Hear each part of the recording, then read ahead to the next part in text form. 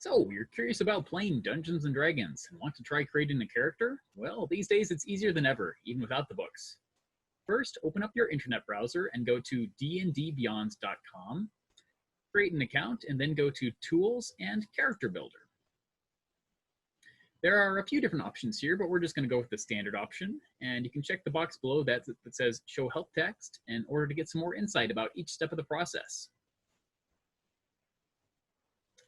So you can read the introduction here, but then click on the blue arrow on the right that says Next, and it will let you pick a name for your character. The character preferences below that have different options for different styles of play, but we're just going to leave those at the default for now. Next, we have the racial options. There are quite a few options here, but luckily there are no wrong answers. Some races typically might fare better than others at certain classes. After all, a big strong Goliath might make a better barbarian than a tiny halfling, but there's nothing to say you can't play one of the strongest halflings in the world who goes into a berserker rage every time an enemy calls him short. The descriptions under each race and subrace will give you a general idea of what they're good at, but you can always go back and change the race after you decide on a class. Since when you pick a class, it will tell you what the most important ability score for that class is, and races get natural bonuses to some of these scores. If you're ever unsure of the terms that are used in the descriptions, go ahead and type them into the search bar at the top of the website, and it should give you more info. So I'm in the mood to play someone more focused on talking and spellcasting than swordplay, so I'm going to go with the half-elf. Half-elves have +2 charisma, which will make those things easier later on. Next, when I make that selection, you can see that the blue circles below that with exclamation marks on them mean that I have more options to pick. These are just ways to specialize your character further. That way, two characters, even if they might have the same race and same class, won't necessarily play the same way. So it just lets you pick some ability scores that you want to increase and some skills that you're proficient at and a language that you can speak other than the default. Next, we'll go to choosing a class. So clicking on each class will give you a description of the class, including the primary ability that the class relies on. Fighters and barbarians focus on strength, bards and sorcerers on charisma, and wizards on intelligence, etc. Since I have a good charisma score and want to cast spells, I'll go with sorcerer. So once I do this, under the first tab, there's a couple more specialization options.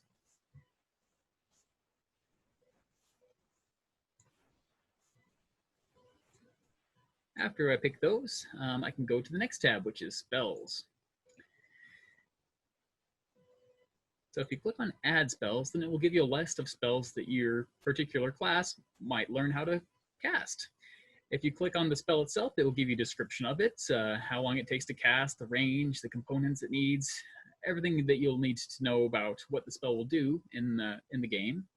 And if you want to actually learn it, you just click the green button on the top right that says Learn, and it will add it to your spell list.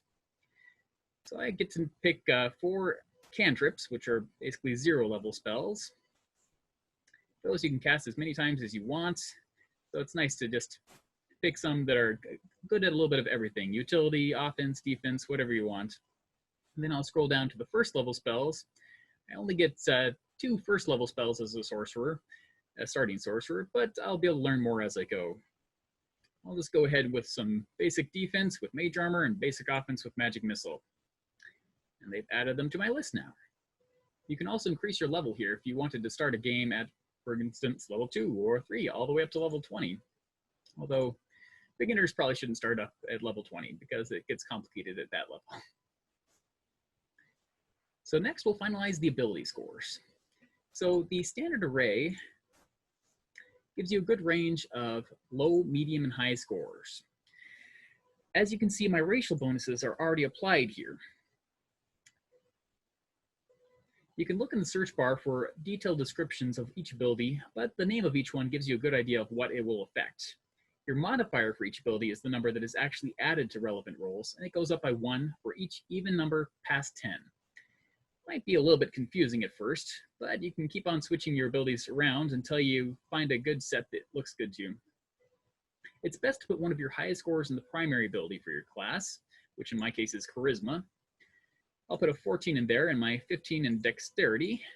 Since I also want to be good at dodging, since I won't be wearing heavy armor, I'll put my lowest score in strength.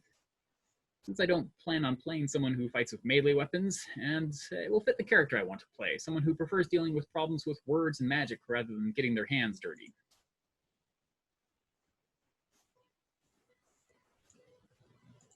The next section is all about your character's background. Who are they? Where did they come from? What do they look like? You might not know yet, and that's okay. You can always decide later once you've had a chance to roleplay them more, or just go through and pick the basic options that look good and use that as a basis for determining how you want to play them. Just remember, as a starting character, you should be someone near the beginning of their adventures, and your background should describe this. They may have made a small name for themselves already, but they're not yet a master of their craft. It's unlikely that they've slain dragons or conquered kingdoms, at least not yet. Everyone has to start somewhere. The next section will let you pick some starting equipment, and then you're good to go.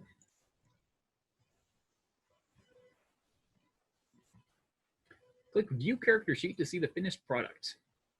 So now that you've finished your sheet, with D&D Beyond, you can click anything on your sheet that's what you see in order to get a description of what it actually means.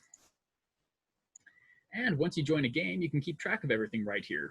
Damage taken, spells used, and everything else. Now that you've created a character on D&D Beyond, if you want to join a campaign, you can contact the campaign's dungeon master, and they can send you an invite. That way they'll be able to see your character sheet and quickly import it to their virtual tabletop program if they choose. Anyway, thanks for watching. Hope you're able to join a game soon.